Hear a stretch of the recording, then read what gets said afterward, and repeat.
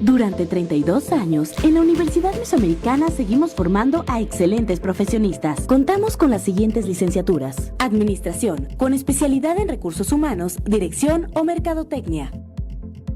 Administración Turística, con especialidad en Gastronomía y Restaurantes u Hospitalidad y Hotelería. Arquitectura, con especialidad en Diseño o Construcción. Comunicación, con especialidad en Comunicación Organizacional, Medios de Comunicación o Mercadotecnia y Publicidad. Contaduría Pública, con especialidad en Impuestos o Finanzas. Derecho.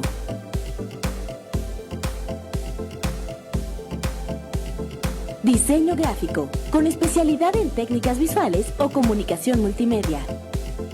Pedagogía.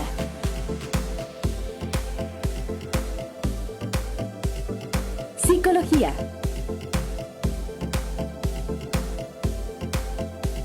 Sistemas computacionales. Contamos con 2 maestrías: Maestría en Educación Superior y Maestría en Comunicación. Ven e inscríbete con nosotros. Universidad Mesoamericana, un lugar para transformar.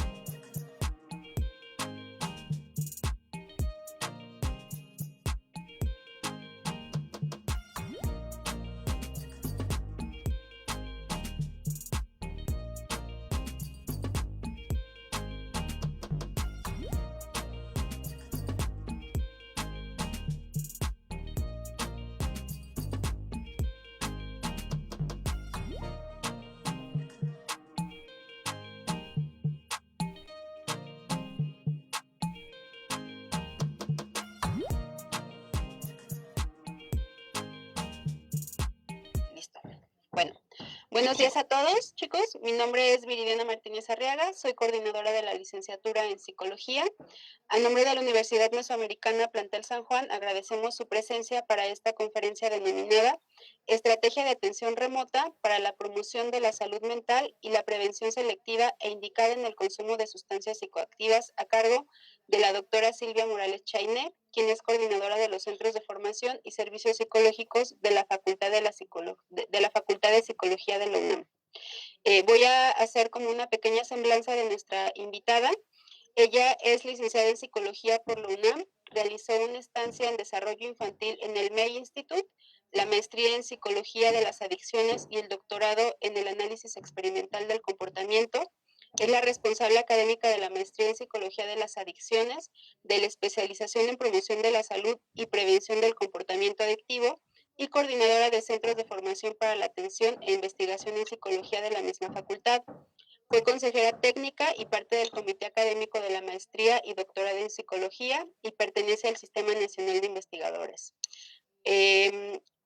Ha participado en la escritura de libros y artículos de divulgación científica, es conferencista y tallerista en ponencias de difusión nacional e internacional. Sus líneas de investigación son la intervención breve para la reducción en el consumo de drogas, crianza positiva para la reducción de conducta problemática severa en niños, para la prevención de adicciones, descuento temporal y probabilístico en usuarios de drogas, competencias profesionales para la atención e investigación en psicología. Y bueno, creo que podría extenderme aún mucho más en el currículum de la doctora y en la experiencia que tiene sobre estos temas, pero bueno, yo creo que mejor le cedemos la palabra a ella. Yo le agradezco que se haya dado este tiempo para platicar con nosotros, porque bueno, ustedes chicos como futuros profesionistas de la psicología, pues son temas que seguramente van a estar abordando constantemente. Sin más de mi parte, pues le cedo la palabra, doctora. Gracias a todas y todos. Es un gusto estar ahora con la Universidad Mesoamericana, un placer y gracias por la invitación, queridas futuras colegas y los que ya son nuestros colegas, gracias por este espacio. Efectivamente, la intención de hoy es que les podamos compartir una probadita del trabajo que hemos venido realizando la Facultad de Psicología de la UNAM en colaboración con entidades internas, la Facultad de Medicina, la Dirección General de Atención a la Comunidad Universitaria, la SPASU y otras entidades con las que hemos logrado hacer también una vinculación importante ahora ante la pandemia por COVID-19, como es el Instituto Nacional de Psiquiatría Ramón de la Fuente Muñiz, la propia Secretaría de Salud también a través de los servicios de atención psiquiátrica y los centros de integración juvenil. Entonces, hoy trataré de mostrarles el panorama de lo que hemos hecho ya en el último año, ¿no? El 23 cumplimos un año del trabajo ante COVID-19, que tenía ya un precedente de colaboración, como les comentaba, en la Facultad de Psicología. Nosotros empezamos a trabajar con el ámbito remoto de la atención previo al COVID-19 por varias preocupaciones que ven en pantalla. La Organización Panamericana de la Salud nos dejaba ver que había una carga mundial de morbilidad asociada al uso de sustancias psicoactivas como a trastornos mentales y condiciones neurológicas graves, lo que se llama MNS, ¿no? Trastornos mentales, neurológicos y por uso de sustancias. Ya refería la OPS en el 2017 que había un 13% de esta carga de morbilidad. En México ya teníamos datos en el 2017 respecto a que 1 de cada 4 mexicanos se encontraba en riesgo de algún problema de salud mental o por uso de sustancias psicoactivas en tanto en la población adulta como en adolescentes. Imagínense, 1 de cada 4. Yo siempre los cuento. Si ahorita nos contáramos en los cuadritos, ¿no? 1, 2, 3, el cuarto le tocó. 1, 2, 3, al cuarto le tocó. Es una proporción muy alta. Pero también ya teníamos datos importantes respecto a que de los que ya pudiéramos estar en riesgo a un problema de salud mental o por uso de sustancias, solamente 1 de cada 5 recibe tratamiento. Entonces, hablamos del 20% de las personas que sí llegan a una intervención basada en la evidencia, a contar con un tratamiento efectivo, que a nivel mundial está entre el 10 y 25%. Es decir, cerca del 90% de las personas con problemas de salud mental, neurológicos o por uso de sustancias no reciben tratamiento. Esta dificultad obedece y es lo que la OPS ha definido como brecha de atención, porque esta brecha de atención, esta dificultad de acceso a tratamiento, en México el INP también ya reportaba que tardaban las personas en llegar a tratamiento. Imagínense que yo ya tengo un problema de salud mental o por sustancias y ya decidí que quiero tratamiento. Bueno, pues tardamos en México entre 4 y 20 años en llegar al tratamiento ideal. Esta brecha de atención a nivel mundial se explica por el promedio de profesionales de la salud que existen en el mundo. 10 por cada 100,000 habitantes. En México hay 3 profesionales de la salud por cada 100,000 habitantes. Ustedes lo habrán visto ahora con el COVID-19, la dificultad de acceso a la salud en México ya era grave antes de la pandemia y en salud mental pues teníamos esta condición, 3 profesionales de la salud por cada 100,000 habitantes. Sabiendo que los problemas de salud mental por uso de sustancias y neurológicos provocan pérdidas económicas, familiares, laborales y personales muy graves. El ejemplo que tienen en pantalla es el del Informe Mundial de Drogas de 2018, que ya evidenciaba esta gran cantidad de pérdidas y por lo cual a cualquier país le convendría afrontar de manera eficiente las condiciones de riesgo a la salud mental y por uso de sustancias. Es importante entonces, como lo refiere la OPS, promover conductas saludables para prevenir la elección de comportamientos que ponen en riesgo la salud. Ya en el mundo, en 2019, sabíamos que había más de 200 programas de promoción de salud y prevención que tienen como objeto mejorar la formación de profesionales de la salud mental y con ello poder luchar contra el estigma, la exclusión social y la discriminación por situaciones de salud mental. Cuando llegó el COVID-19, pues evidentemente la preocupación en el ámbito de las uso de sustancias psicoactivas también se incrementó. Se incrementó porque sabemos que por una reducción en la demanda, traficantes y distribuidores están acumulando grandes cantidades de droga, incluyendo en la frontera México-Estados Unidos, que podría generar una sobreoferta, menor precio y riesgos de sobredosis, una vez que se levanten las restricciones derivadas del confinamiento. La UNDOC también nos señala que las medidas de distanciamiento social y las preferencias de los consumidores pues han dado lugar a mecanismos de pago y entrega sin contacto personal, que incluyen un mayor uso del servicio postal y compras en línea por medio de lo que ustedes conocen muy bien como la Darknet. Durante el confinamiento, la UNDOC nos señala, hay un aumento entonces en la demanda, por ejemplo, de productos canábicos y se espera que la crisis económica propicie un mayor uso de sustancias ilegales para acoplarse a las dificultades que estamos viviendo. Asimismo, pues ya se esperaba desde marzo del año pasado un incremento en el uso de drogas más económicas como la heroína y la cocaína. Entonces, era inminente el riesgo que estamos corriendo de tener condiciones severas de salud mental, asociadas a la salud mental, o por uso de sustancias psicoactivas. De tal manera que, dada la experiencia que habíamos desarrollado en la universidad, construimos esta app que ven en pantalla. Esta es una aplicación que puede ser consultada por cualquier teléfono inteligente, Android o iTunes, y por cualquier tableta y obviamente equipo de cómputo.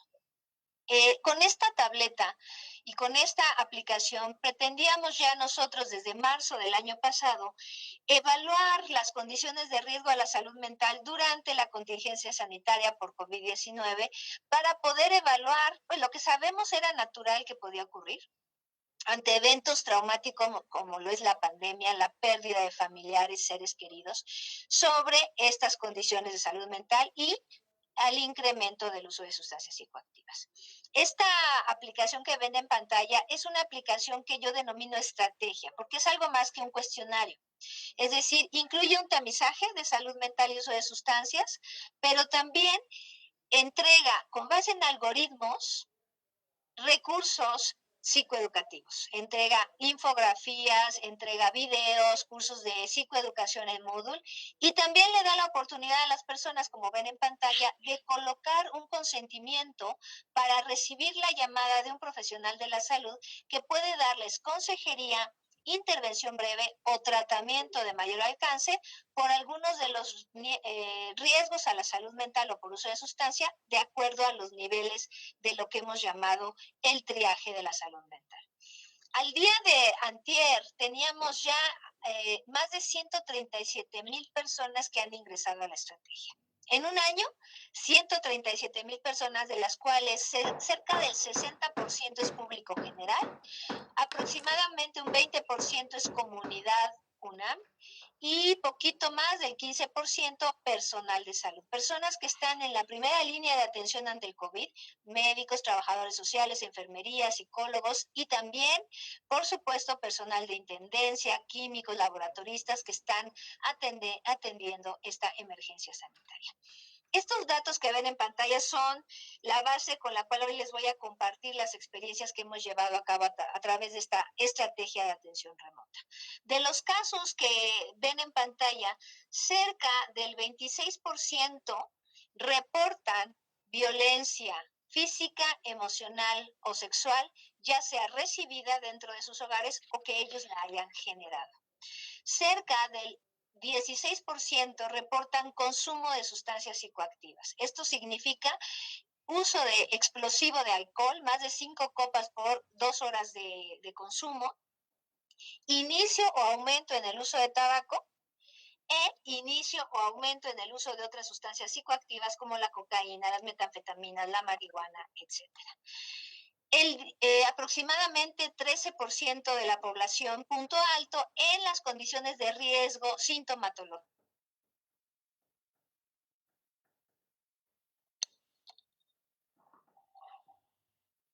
Es un instrumento de cribado, de tamizaje, que con base en estos instrumentos que ven en pantalla, que ya habían sido validados en México como en otros países, se recuperaron para este gran instrumento de tamizaje ante COVID-19 y que indicaron que, por ejemplo, decíamos, aproximadamente 13% de la población reporta pensamientos negativos y tristeza profunda.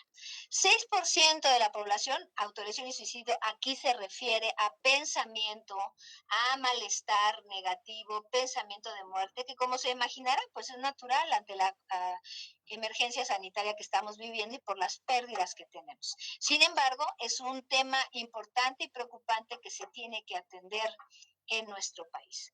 Ansiedad generalizada, 3%, estrés agudo, 3% de la comunidad que ha entrado lo ha reportado y cansancio por compasión, burnout y somatización en el caso de personal de salud gira en torno al 2% de quienes han entrado.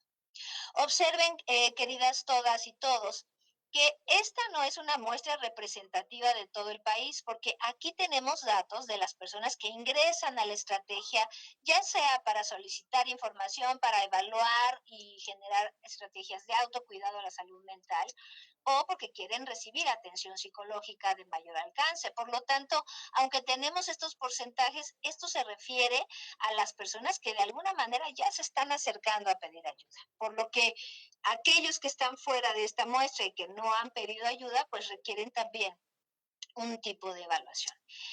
Este tamizaje versión 1 estuvo disponible de marzo a diciembre del 2020, pero nos dio la pauta a hacerle ajustes con base en los análisis de confiabilidad, de validez de ya el instrumento como un todo y de un modelamiento de ecuación estructural que nos indica cómo se conforman las variables latentes que ven en pantalla. Y hoy día la información se está recabando como lo ven aquí: estrés agudo medio, estrés agudo alto, tristeza, enojo, distanciamiento, ansiedad generalizada, ansiedad relacionada con la salud. Es decir, ahora en nuestra estrategia estamos clasificando a los no solamente tipos de riesgo, sino niveles: riesgo nulo, riesgo mínimo, riesgo bajo, medio y alto, por algunas de las condiciones, porque no son instrumentos diagnósticos, pero nos permiten poner a prueba este triaje psicológico de los niveles de riesgo a la salud mental.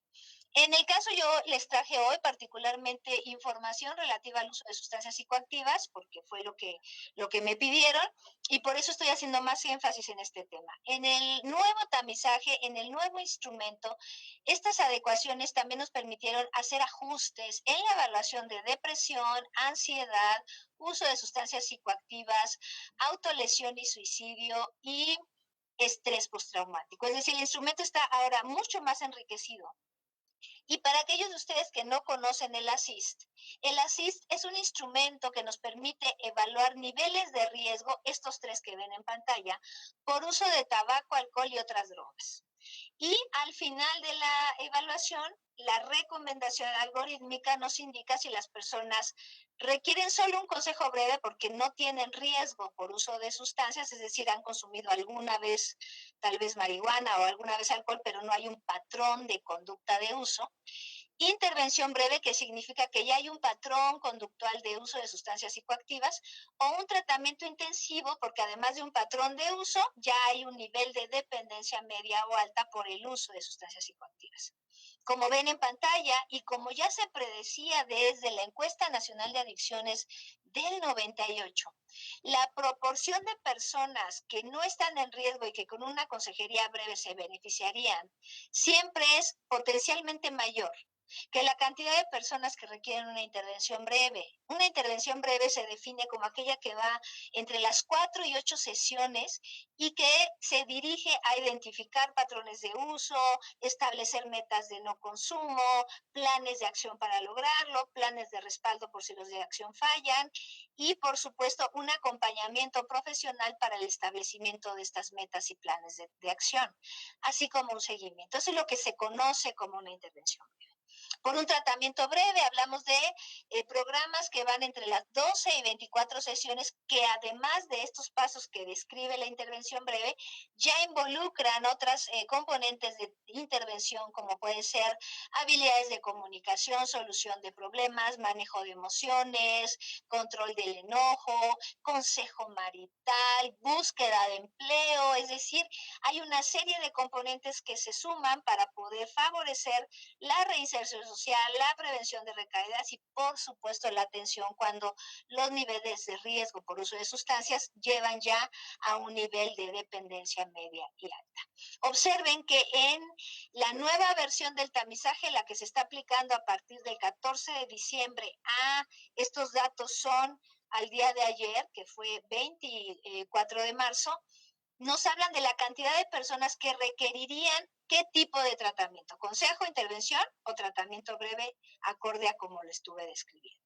Sin embargo, la cantidad de personas que autorizan ser contactadas para recibir esta intervención es muy pequeña. Vean en pantalla que hemos tenido más de 130,000 personas que han entrado, de las cuales solo 8,419 dieron su consentimiento para ser contactados y recibir ayuda.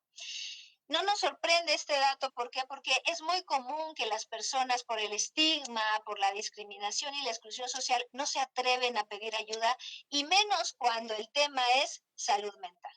Si cuando tenemos un dolor de estómago, un dolor de cabeza, lo que pensamos los seres humanos es ahorita se me quita, se me va a pasar solo. Condición emocional. Las personas no piden ayuda, no pedimos ayuda, no nos atrevemos a buscar una ayuda profesional y de ahí la brecha tan grande de la que hablábamos en la primera diapositiva. La actual estrategia también nos permite hacer un monitoreo en tiempo real de los datos que están viendo en pantalla, pero también del tiempo que nuestros profesionales de la salud tardan en atender los consentimientos informados. Vean que al día de ayer teníamos 9 personas en espera, 3 personales de salud, 3 públicos generales y 3 comunidad UNAM. No se me vayan con la idea de que no tenemos trabajo. Esto es solo la liga de la aplicación que yo les mostré, porque al final vamos a ver que la carga y demanda de atención, a pesar de que no todo el mundo pide ayuda, es mucho mayor. Pero cuando lo hacemos a través de esta liga, de esta estrategia, nosotros podemos monitorear el tiempo real, cuánto tiempo tardo en atender los casos que son autorizados. Yo con esta información, con estas bases de datos, hoy les quise compartir la información respecto al uso de sustancias psicoactivas de la población general, para que vean esta distribución de los niveles de riesgo por uso de sustancias acorde a cuándo yo podría dar una consejería, una intervención o un tratamiento breve. De tal forma que aquellos que tienen un riesgo nulo por uso de sustancias psicoactivas, como lo ven en las barras más amplias de hombres y mujeres, ¿no? Hablamos ahí de un total de 67,000 personas, no requerirían más allá tal vez de una consejería breve como lo harían los que caen en un nivel de riesgo bajo. Sin embargo, cuando hablamos de un nivel de riesgo medio, hablaríamos de esa intervención breve que ya veíamos en los recuadros, y en un nivel alto, un tratamiento probablemente de mayor intensidad. Observen que en esa región hay aproximadamente 976 personas, pero reiteramos, no todas piden ayuda. Este mismo ejercicio con sustancias lo podemos hacer por escala en la estrategia. Podemos calcular en tiempo real cuántas personas, por ejemplo, de acuerdo a los niveles de riesgo por estrés agudo, se distribuyen en estas condiciones. Este es el ejemplo de lo que definimos como estrés agudo. De acuerdo con un modelamiento de ecuación estructural y análisis confirmatorios de esta herramienta, definimos a estrés agudo como aquel reporte que las personas hacen de pensamientos recurrentes de que voy a enfermar, que tengo pesadillas continuas sobre la enfermedad, una preocupación constante, reacciones físicas desagradables, culpa o miedo de que mis familiares se puedan enfermar por mi culpa e incertidumbre. Esta definición, de acuerdo con Goldberg y colaboradores, ustedes observan que las personas que están en un riesgo alto, es decir, que ya probablemente requerirían una intervención intensiva, es de aproximadamente 1,500 personas. Y que obviamente en la base entre bajo y nulo tenemos una proporción poquito más del 50% de las personas que ingresan a la estrategia. Es decir, este 50% que caen en riesgo nulo, mínimo y bajo, podríamos asegurar que si utilizan las infografías, los videos y los cursos de psicoeducación que la propia plataforma programa automáticamente reciban las personas en su retroalimentación, sería suficiente para cuidar mi salud mental y promover mi bienestar. Aquí, por supuesto, el otro reto es pensar cómo medir que las personas no solamente reciban la información, sino que la utilicen en un beneficio propio, y esa es otra de las líneas de trabajo que estamos tratando de llevar a cabo. Vean en esta figura, lo que tenemos es una distribución por box plot, por cajas de distribución que calculamos a través de programación. Cada puntito que ven ahí, pues es una persona que nos dio la confianza y su consentimiento para presentar esta información en promedios globales. Lo que ustedes ven aquí son las distribuciones de la mediana, ¿no? El punto de corte a la mitad del grupo, de acuerdo a los niveles de riesgo. Pero lo estamos combinando. Si ven en la parte superior, con estos 93,000 personas, lo que ustedes ven es qué sucede cuando reportan las personas haber consumido más de 5 copas por ocasión de consumo, y esto es menos de 2 horas, y estrés agudo. Cuando combino estas dos variables, lo que ven en pantalla es que si las personas responden que sí han consumido sustancias, la mediana cae en el nivel de riesgo bajo, y la mitad de las personas distribuidas ahí están en un riesgo bajo, medio y alto. Vean cuando las personas responden que no. La mediana, no se ve aquí la línea, pero se coloca en un nivel de riesgo mínimo. Esto implica que más de la mitad de las personas que no reportan este uso exclusivo de alcohol tienen un riesgo mínimo o sin riesgo de presentar estrés agudo. Y entonces acá, más de la mitad tienen un riesgo bajo, medio o alto de tener condiciones de estrés agudo asociado al uso de alcohol. La misma figura se las preparé para consumo de tabaco, ¿no? Cuando las personas reportan consumir tabaco o haber iniciado el consumo o haber incrementado su uso y me contestan que sí, la mediana, es decir, más de la mitad de la distribución de las personas se ubica en un riesgo bajo, medio y alto asociado al uso de tabaco y al estrés agudo. Cuando las personas reportan no haber iniciado o aumentado el uso de tabaco, más de la mitad de ellas se distribuyen por debajo de un riesgo mínimo o sin riesgo de presentar condiciones de estrés agudo. Observen, les traje también la diapositiva de estrés agudo combinado con el uso de sustancias psicoactivas como marihuana, benzodiazepinas, cocaína, anfetaminas, etcétera. Y observen nuevamente que cuando las personas reportan haber iniciado o aumentado el uso de estas sustancias psicoactivas, más de la mitad de ellas, el corte de la mediana hacia arriba, se ubican en riesgo bajo, medio y alto, que cuando me dicen que no.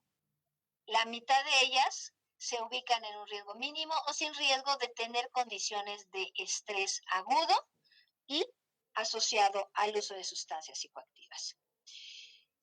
Tenemos mucha información, yo no los quiero atiborrar, pero les traje algunos ejemplos adicionales de esta misma combinación. Evitación y tristeza. Estas reportes que realizan las personas caracterizadas con no quiero pensar en la enfermedad, no quiero o hablar del tema, no quiero saber qué recomienda la información oficial para que yo tengo que hacer para poner en marcha mi salud y mantener mi salud física.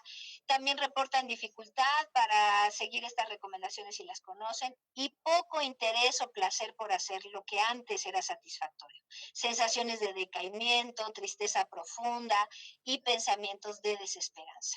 Nuevamente observen los niveles de riesgo, como hay una mayor cantidad de población que se beneficia solo con psicoeducación, mientras que conforme vamos subiendo al nivel de riesgo medio y alto, la proporción de personas que deberían estar recibiendo una intervención o un tratamiento de mayor alcance es relativamente menor, pero importante, porque aquí estamos hablando aproximadamente de un 60% de la población que está ingresando a la estrategia. ¿Qué pasa cuando combino entonces esta escala de evitación y tristeza con el uso de sustancias? Tienen aquí el caso nuevamente del uso de alcohol. Vean nuevamente la mediana, la mitad de la población que sí reporta el uso explosivo de alcohol en riesgo medio y alto, y más de la mitad de las que no reportan este tipo de consumo sin riesgo o riesgo mínimo.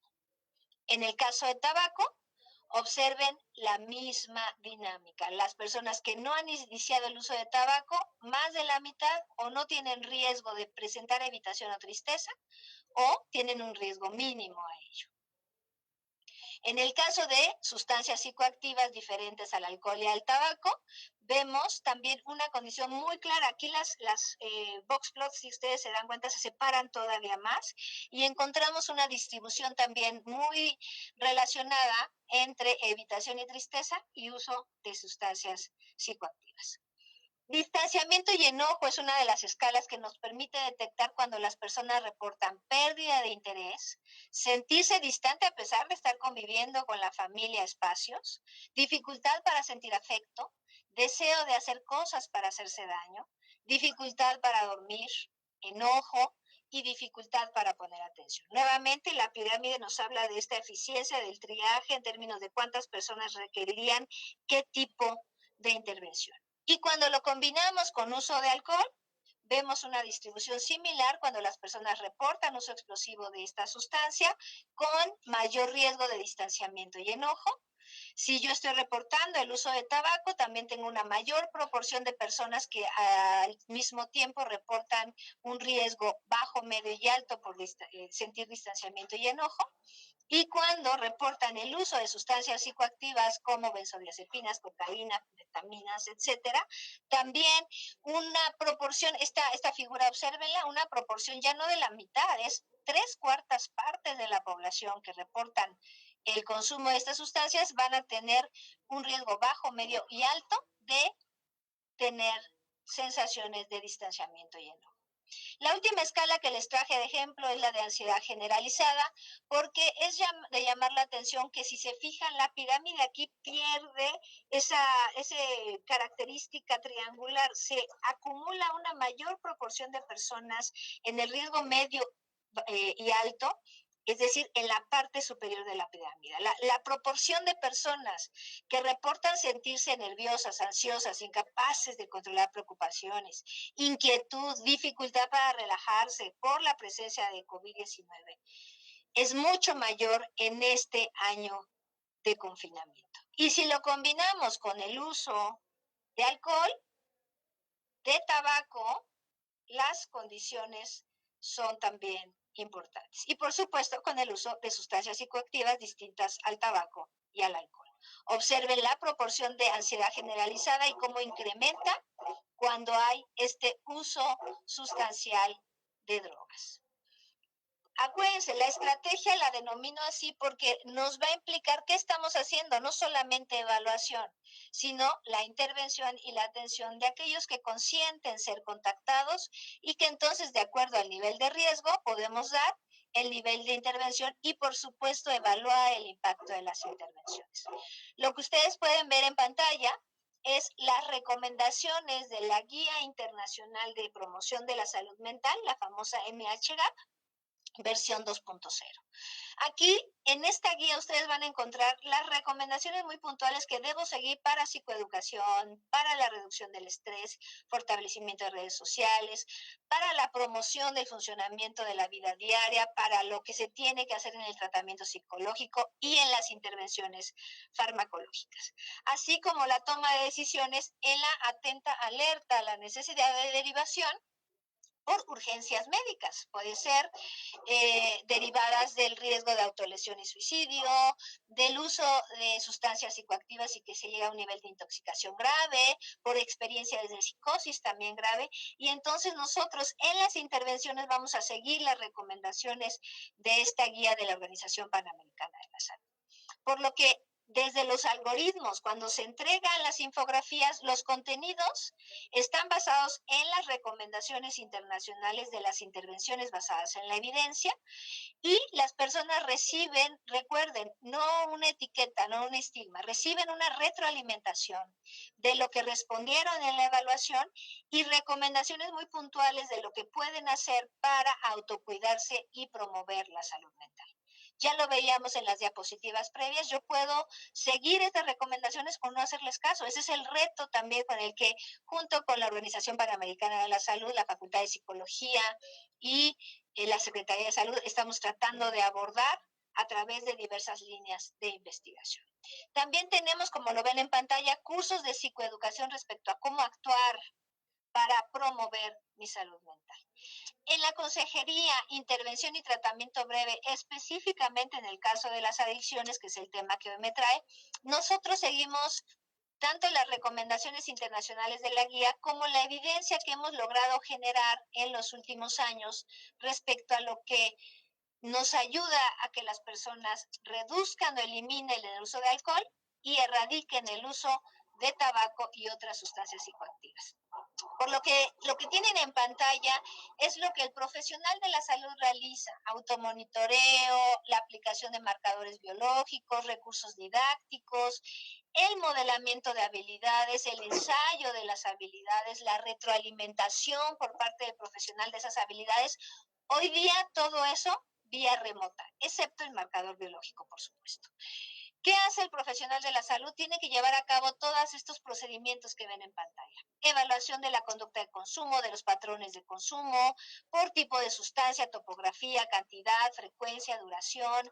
El famoso balance decisional, que es análisis de ventajas y desventajas del cambio, el establecimiento de las metas de cambio, la estrategia de análisis funcional de la conducta meta, tanto de consumo como la de no consumo, el uso de las estrategias basadas en control de estímulos, manejo de craving, solución de problemas, procesos de extinción, reforzamiento de conductas alternativas, la evaluación constante del cambio conductual, entrenamiento en habilidades como las que ya habíamos mencionado, comunicación, solución de problemas, búsqueda de empleo, por ejemplo, y la evaluación del mantenimiento del cambio conductual. Todos estos procedimientos, nosotros pues ya teníamos evidencia de efectividad. Este es un estudio muy recientemente concluido que se llevó a cabo con más de 170 profesionales de la salud que atendieron aproximadamente a 4 personas cada uno. Se hizo un seguimiento a través de observación directa de esas estrategias que he mencionado y de la relación que tiene el nivel de implementación de estos procedimientos de intervención breve con el término del tratamiento, con el logro de la meta de tratamiento y con el mantenimiento del cambio.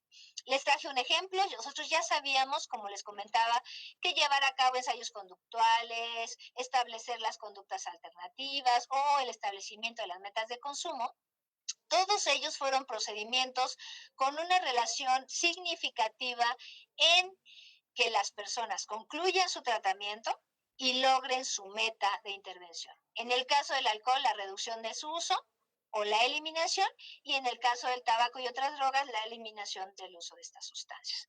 Por lo que se lleva a cabo a través de la atención remota tiene que ver con esas estrategias y que con base en las recomendaciones de la MHGAP, pues lo que tenemos que hacer nosotros ahora es medir el nivel de implementación que los profesionales de la salud realizan a través de la atención remota.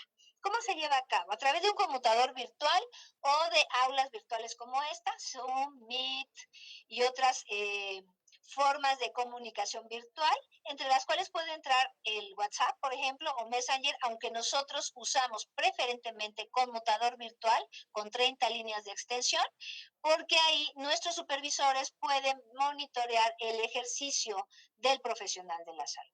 O el Zoom y el Meet, que también nos permiten hacer este monitoreo sincrónico en tiempo real del ejercicio de los profesionales. Lo que tienen en pantalla es una muestra de 250 profesionales de la salud que a través de la atención remota nos permitieron evaluar el nivel de implementación de sus estrategias durante la intervención. De acuerdo a estos 5 dedos de la mano, ¿se acuerdan? Planeación de consejería y psicoeducación, reducción del estrés, funcionamiento de actividades diarias, tratamiento psicológico, farmacológico y, por supuesto, la derivación a segundo y tercer nivel. Vean que en esta tabla el gran total es del 66% de implementación de las estrategias recomendadas en la guía y que depende de la habilidad, por ahí les puse algunos ejemplos.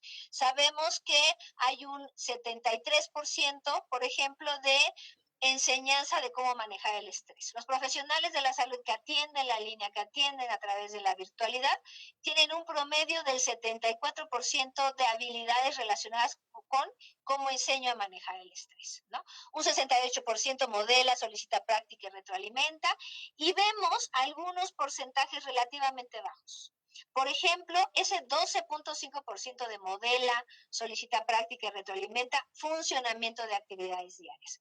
Sabemos que para promover salud mental podemos gestionar una alimentación sana, un sueño reparador y ejercicio cotidiano. Y que ya hay evidencia de que llevar a cabo estas acciones favorece de manera importante el mantenimiento de la salud mental. Inclusive tenemos datos ya muy puntuales de cuánto baja el pensamiento negativo y de muerte si yo hago ejercicio al menos 10 minutos diarios.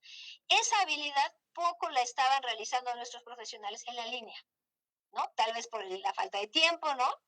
Es mucho más factible que me dedique a manejar el estrés que a dar recomendaciones que tienen que ver con el funcionamiento de la actividad diaria y que ahí tenemos que poner especial énfasis e interés para lograr que las personas gestionen estas actividades que promueven la salud mental.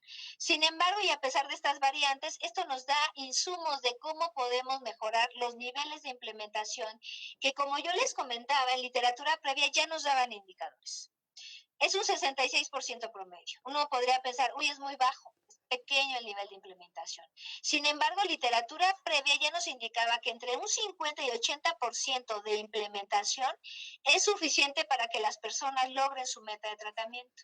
Por lo que aquí ven que tenemos algunas conclusiones. Un alto nivel de implementación implica que los profesionales de la salud se están adhiriendo a procedimientos basados en la evidencia. Sin embargo, ¿cuál es esa dosis mínima del ingrediente activo conductual que logra el cambio? Decíamos entre el 50 y el 80%, y yo les mostré un ejemplo de un 66%. Esa es la relación dosis mínima de la intervención breve que tiene un impacto en el logro de las metas de tratamiento. Por lo que ahorita la línea de investigación implica en evaluar la efectividad de las intervenciones remotas en esta misma dimensión. Por eso estamos midiendo los niveles de implementación. Y así poder detectar qué procedimientos son fundamentales y no pueden faltar para el logro de las metas del tratamiento. Aquí mencionamos 3 que ya habíamos encontrado, son muy importantes que no se dejen de llevar a cabo, como es la identificación y definición de metas claras de no consumo y conducta alternativa, el componente de entrevista motivacional, que tal vez algunos de ustedes ya conocen, y la práctica conductual de las habilidades, ensayo y modelamiento, retroalimentación, no puede faltar en la virtualidad este ejercicio. De tal manera que lo que ustedes están viendo en pantalla es lo que también nosotros estamos promoviendo a través de la capacitación. El no solamente recibir capacitación sobre lo que yo puedo hacer durante la intervención breve, sino basarnos en intervenciones que han mostrado efectividad, aceptación en su adopción en México, para que nosotros podamos capacitar a los profesionales de la salud en cómo llevar a cabo estas estrategias y procedimientos basados no solamente en conocimientos, sino en habilidades y en actitudes para la atención. Nosotros previos a la pandemia ya habíamos hecho el ejercicio de qué estrategias debe dominar el profesional de la salud no especialista en adicciones en el primer nivel de atención. Por eso, una de las capacitaciones que promovemos de manera importante es la que desarrollamos con la Organización de los Estados Americanos a través de la Comisión Interamericana para el Control del Abuso de Drogas, la CICAD, que son estas diapositivas que ven en pantalla, que a través de un curso virtual nos permite capacitar y hacer un seguimiento a los profesionales de la salud que adquieren estas habilidades para la consejería y la intervención breve a través de esta estrategia. La CICAD-OEA nos ha dado esta confianza y este es un proyecto que está por retomarse, entonces seguramente los invitaremos a que formen parte de este nuevo proyecto y por qué no se puedan capacitar, dado que por el apoyo que la CICAD otorga a esta herramienta, pues los beneficiarios pueden tener acceso a la capacitación sin ningún costo. Y también la capacitación toma en cuenta las recomendaciones de la guía MHGAP, como lo hemos estado verificando. Nosotros ya habíamos validado esta capacitación con distintos profesionales de la salud en países de América Latina: Argentina, Colombia, El Salvador, Uruguay, Guatemala, Panamá, Chile y Perú, además de México. Lo que ven en pantalla no es una evaluación de conocimientos, es una evaluación de habilidades. Aquí lo que nos interesa es que podamos poner en juego las habilidades que favorecen el logro de la meta de los tratamientos. Y otro proyecto que se ha derivado de esta gran estrategia es el de la salud mental comunitaria.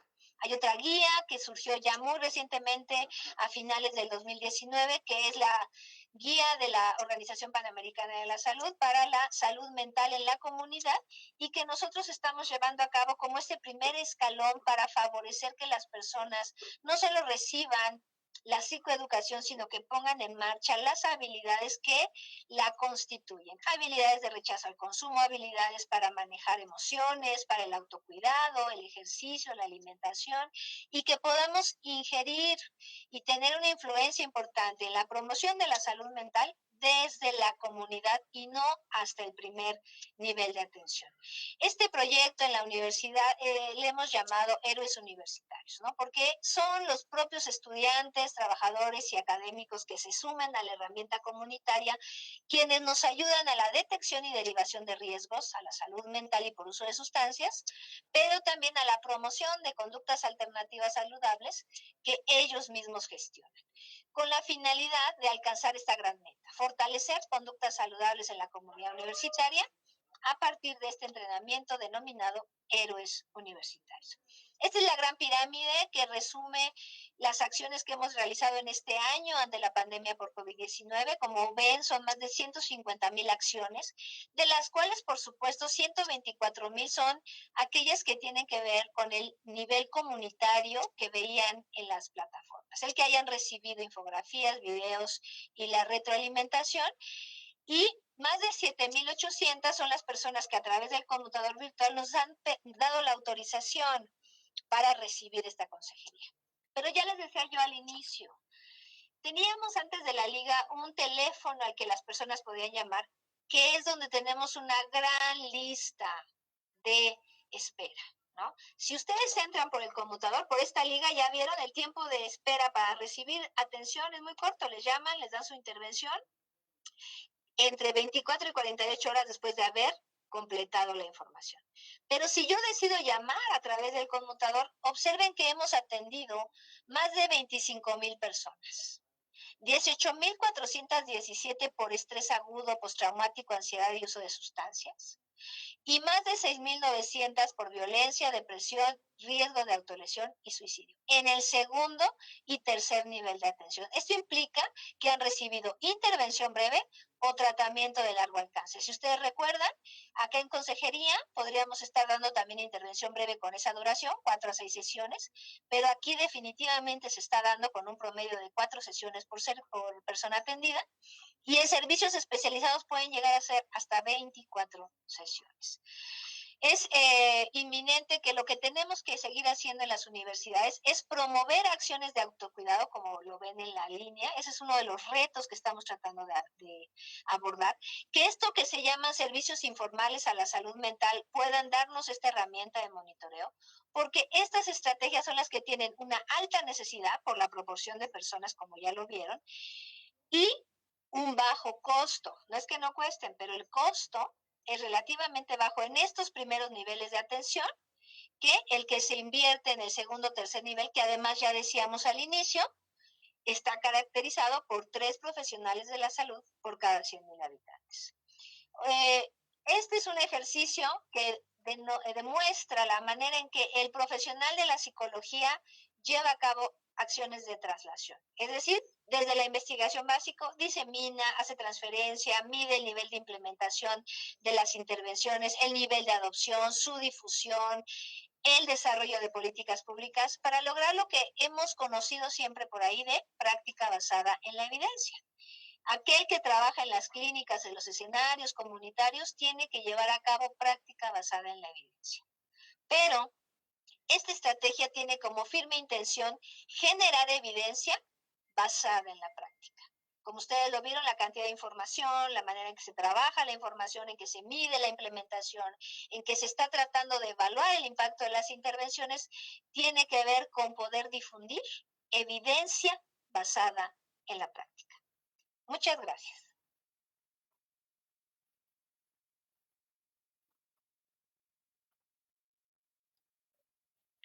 Muchas gracias, doctora. Voy a proceder a invitar a los estudiantes o a quienes nos ven a través de la transmisión en Facebook a que si tienen dudas las externen en este momento, ya sea abriendo sus micrófonos o por medio del chat. Claro que sí.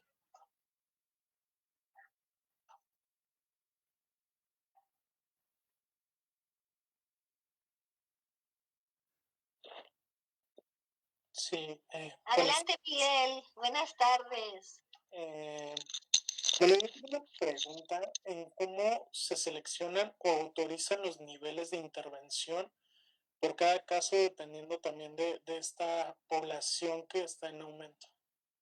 Así es. Las recomendaciones de la guía MHGAP, yo les aconsejo que la descarguen de Google, porque implica el que dependiendo del número de síntomas o condiciones de riesgo, tú planeas la intervención y eso es lo que nos ha permitido clasificarla. Entonces, no solamente tenemos estos 5 niveles de riesgo de acuerdo a la proporción o magnitud del síntoma, sino al número de síntomas. Si ustedes revisan la guía trae los algoritmos, te dice, a ver, primero pregunta esto, si sí, entonces pregunta esto, si sí, entonces pregunta eso. Eso es lo que hace nuestra programación. Sigue los algoritmos y entonces nos va dando la pauta a que en la retroalimentación sabemos cuántos, qué síntomas y en qué proporción los califica, porque ahí ustedes, si se meten a la herramienta, pueden ver que hay una forma de graduación de 0 a 10. Y entonces, dependiendo de los grados, eso es lo que nos permitió analizar la estrategia de modelamiento de ecuación estructural.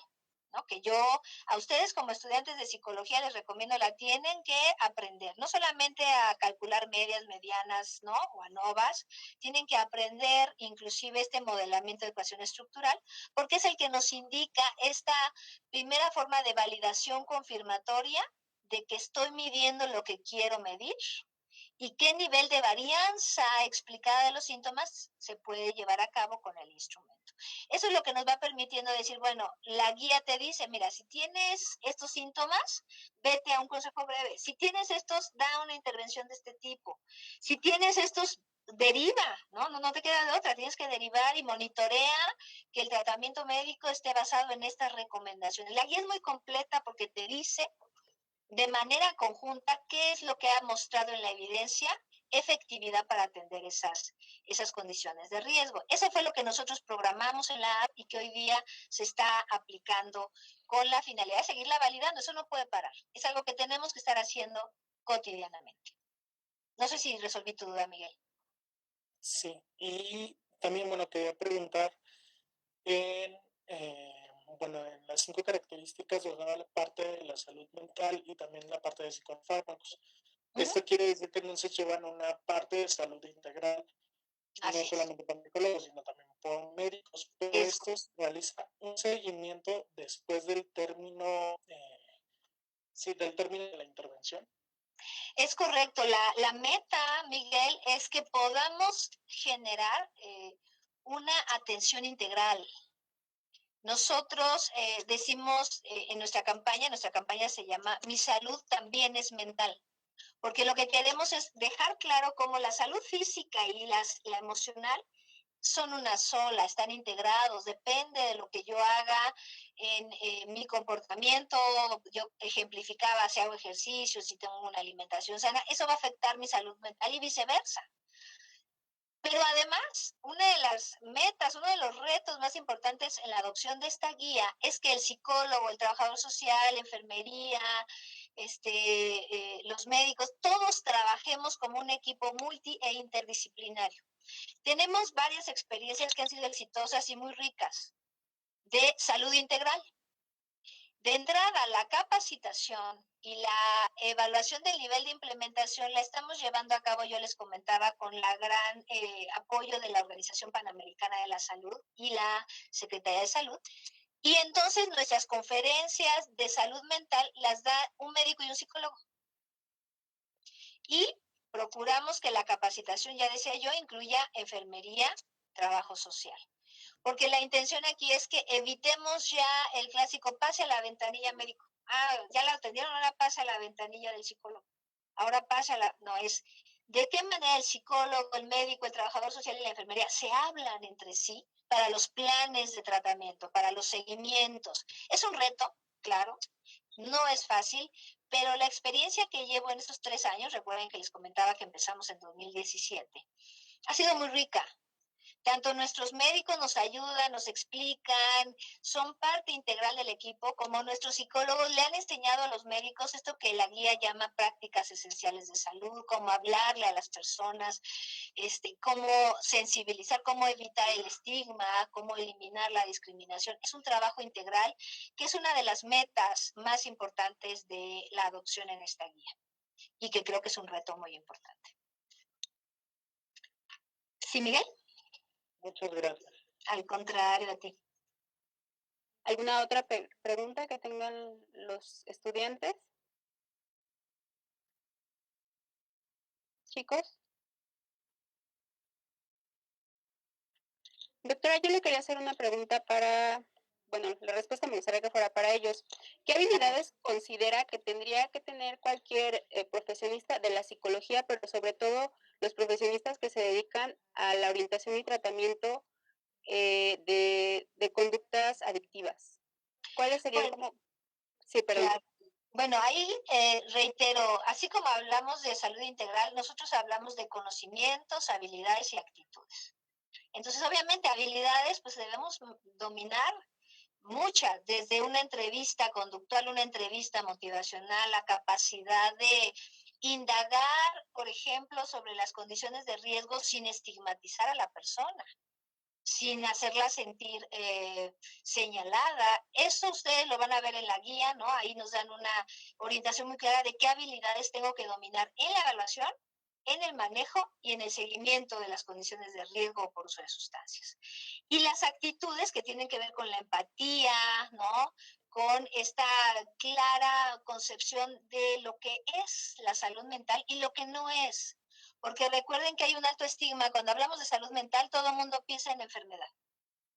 Y salud mental va, como lo veíamos ahora, desde no hay riesgo porque realizo conductas promotoras de mi salud mental, hasta, sí, cuando ya tengo una condición de riesgo elevada en la que yo tengo que aprender también a leer los tipos de tratamiento que la persona está recibiendo y cómo la está recibiendo. Un gran problema en salud mental es que cuando una persona ya está en un riesgo elevado de salud mental, cuando ya tiene un padecimiento grave, es víctima importante de discriminación, exclusión, inclusive de los servicios de salud. Recibe esta gran señalización, este estigma, y no se le proporcionan los servicios que requiere. Entonces, aquí creo que el reto es que el profesional de la salud no solamente domine las habilidades básicas de evaluación, manejo y seguimiento, que se señalan en la guía, sino las actitudes de empatía, entendimiento, respeto a los derechos humanos y de todos los tipos que tienen las personas atendidas, así como los conocimientos actuales de la evidencia que ha demostrado cierta tipos de intervenciones en el campo. ¿Sí? Muchas gracias, doctora. Chicos, ¿alguna pregunta que quieran hacer antes de finalizar? Y yo tengo otra. Adelante. Bueno, como usted comentaba, utilizan muchas herramientas en línea para realizar esta intervención con las personas. Ahora, ¿qué retos se ha tenido al no tener a la persona presente y cambiar esta modalidad en línea por medio de cámaras? Y si existe alguna formación para poder dar este seguimiento en línea. Claro, pues retos son varios, Miguel, aunque yo sí debo admitir que me he dirigido a observar más las ventajas. Los beneficios han sido muchos, ¿no? Uno de ellos es que nosotros en la universidad no hemos parado en la atención, como lo viste, y que hemos logrado llegar a población que antes no llegábamos. Y población ha podido llegar al servicio que antes no podía llegar, por ejemplo, porque vivía a 3 horas de donde dábamos el servicio, ¿no? Por ejemplo. Entonces, a lo mejor iban a una sesión, pero ya no regresaban porque les quedaba muy lejos. Y ahora creo yo hay una gran oportunidad de que personas que tenían barreras físicas para llegar, ahora tienen este acceso, además de que con la autorización, por supuesto, y una serie de acotamientos éticos que si quieren en un momento dado planeamos una sesión exclusiva para toda la normatividad que está detrás, nos permiten entrar a sus casas y ahora toda la práctica de habilidades es en su hogar. Y eso favorece la adquisición de lo que les enseñas. Si hay barreras, ¿cuáles son las desventajas? Bueno, aquellas personas que no tienen internet, que no tienen un acceso a este tipo de modalidad y que por supuesto en nuestro país es mucha la población. Entonces, aunque hemos logrado llegar a más, también hay una población importante que no había tenido la posibilidad. ¿Y por qué hablo en pasado? Porque nuestro gran físico, porque no es ingeniero, que nos está ayudando con la aplicación, ha desarrollado un tamizaje que no requiere internet y que lo estamos piloteando en una entidad para que las personas que están en albergues o en escenarios de atención física puedan utilizar la herramienta sin internet y cuando la conectan a internet se envían en automático los cuestionarios y podemos hacer las llamadas por teléfono local y no necesariamente por internet. Estamos tratando de abordar esa necesidad, además de que el cuestionario siempre ha estado disponible a lápiz papel para la Secretaría de Salud cuando están dando la atención presencial en las zonas en las que todavía se ha mantenido. Entonces, retos hay, sí, muchos. Entre ellos, inclusive, como dices, el que hemos tenido que pasar por capacitaciones para el manejo de herramientas tecnológicas, ¿no? Aprenderlas a utilizar, que el personal aprenda a manejarlas. Pero es cierto que dentro de las cosas tan duras que nos presentó el COVID, una de las ventajas pocas que nos ha dado es la apertura a la virtualidad. Nosotros ya teníamos esta herramienta disponible desde 2017, cuando el sismo, que ustedes recuerdan, azotó a la Ciudad de México y a otras entidades del país, pero no como se posicionó ahora ante el COVID y ante la pandemia. ¿Sí, Miguel? Sí, muchas gracias. Al contrario. Pues si alguien más quisiera participar, sino para dar paso a finalizar esta gran experiencia que nos ha dejado la doctora mediante la conferencia. Doctora, ¿algún mensaje final que quiera darle a nuestros estudiantes o algún lugar donde la pudiéramos seguir para ver el trabajo que se está haciendo en cuanto a estos temas? Claro, bueno, yo les recomiendo que entren a la herramienta, se las estoy recordando por el mensaje, mensaje.unam.mx/COVID-19. Y ahí dentro de la información que se entrega hay una página que les comentaba, se llama Mi Salud También es Mental. Okay. Entonces, pues invitarlos a promover la salud, a romper el estigma, a eliminar la discriminación y la exclusión social y a no tenerle miedo a tocar esos temas. Al contrario, a promover la salud mental a pesar de la pandemia y justamente por la pandemia por COVID-19. Cuídense mucho. Bien, pues agradecemos a la doctora Silvia a nombre de la Universidad Mesoamericana y le hacemos entrega de este reconocimiento virtual. Un segundito. Mario, ¿me apoyas? No lo encuentro. Por su participación en el webinar Estrategia de Atención Remota para la Promoción de la Salud Mental y Prevención Selectiva e indicada en el consumo de sustancias psicoactivas. Nada más para finalizar, tengo un mensaje del director de la universidad, el maestro Salvador Santiago Pedro, doctora, donde dice que le manda un afectuoso saludo. Igualmente, muchísimas gracias por la invitación y que tengan un hermoso día. Y bueno, aquí está el reconocimiento Gracias. que le hemos, bueno, que se preparó para usted. Muchas gracias. Ya nada más, por último, les pido a todos que prendan sus cámaras y sonrían para una fotito que nos van a tomar. Dejo de presentar. Ok. ¿Me apoyan prendiendo sus cámaras, chicos?